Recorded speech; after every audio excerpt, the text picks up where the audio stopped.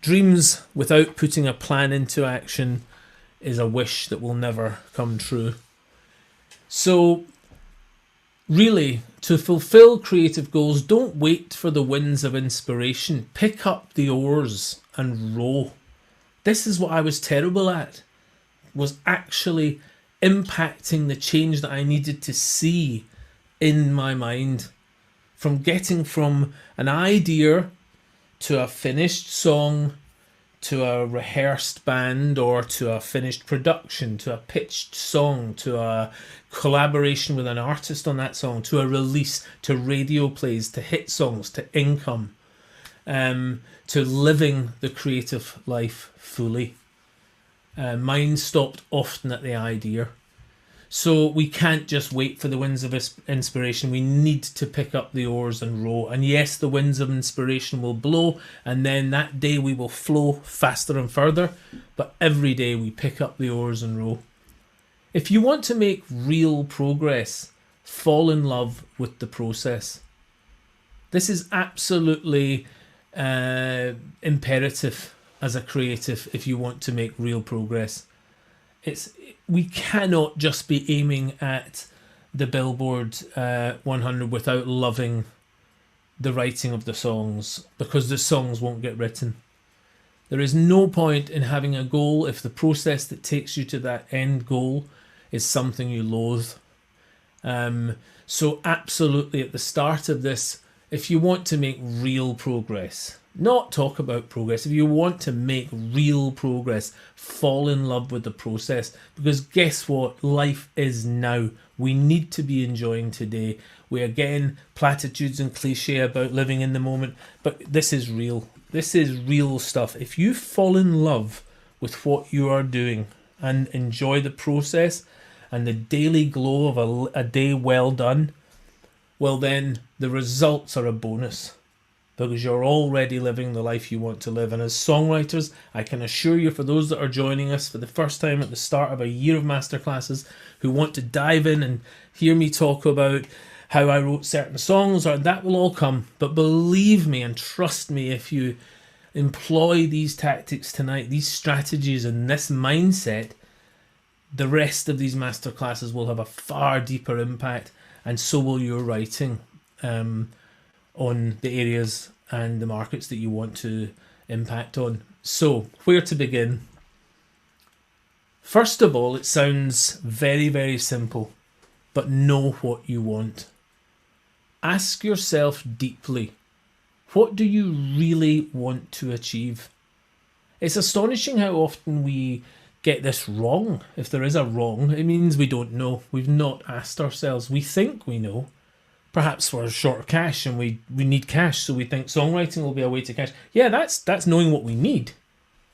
Knowing what we want is sitting and asking ourselves, what's our ideal result?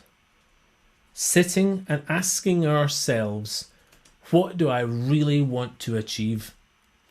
This isn't something that I suggest as just for us now to talk about. This is something I mean. You sit in silence with yourself every single day. Just for a short while. Some of you will already meditate. Some of you will practice mindfulness. Some of you. This is a slightly separate thing. It means similar to those, self-awareness, but actually sitting in silence with yourself every single day. Just checking in to keep that ship straight, or notice that you're wanting it to bend off course to a different destination. That's full self-awareness of your goals and your aspirations. If you're just checking in, imagine how you won't move off the beam. Just imagine how you can stay. At least difficulties will come, successes will come, and they will both come and go. Your clarity of intention, if it's clear, at least you know where it is you're heading and what you're aiming for. It will dictate your decision making. So sit in silence with yourself every single day. Clarity of desire fuels the courage of intention, which makes saying yes and no much easier. When you know what you want, you can really start saying yes and no much easier. Just imagine you started saying no to things because you knew what you actually wanted. Rather than thinking that everything's an opportunity, being open, of course. All of everything that I'm saying tonight is subjective, and you have to take every situation at its own merit. But imagine knowing clearly what's not for you and how much time alone that saves you on your creative journey. Stay true to you. This isn't closing doors. This is opening the ones that are right for you. This kind of different drivers. This isn't all just kind of, I just want to write, the most glorious, ethereal ballads. This is long-term awareness, and that requires different drivers. It could be long-term success. It can be short-term financial security. So you might be choosing to do something knowing it gives you short-term financial security, so it can sustain your striving for long-term success in a different avenue. This isn't narrow-minded daydreaming. This is impactful, empowered acting on your dreams. Self-expression might be another of your drivers, artistic fulfillment. All of these are valid, not one alone. So look into yourself and look and ask yourself what it is you want. It doesn't need to just be the end goal. It can be that you have an awareness that you need to sustain yourself in the short term to create a longer term future, perhaps in songwriting for other artists, for example, but you're going to stay in that function band because it's paying the bills. This isn't something that we want to just, throw all our eggs into a basket. This is wide awakeness, okay? And this is what creates a successful creative career.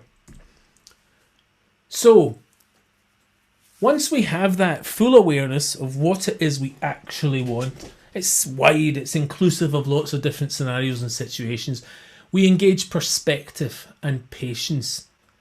You probably overestimate what you can do this week and wildly underestimate what you can do this year. This is extremely common. I talk to a lot of people as a consultant and help people in laying out creative plans and developing creative projects and developing artists. And so often it's let's get this done, and we're all pumped up, and people start saying, yeah, we'll do this, and we'll write these songs and then shoot the video, and we're talking about in a week.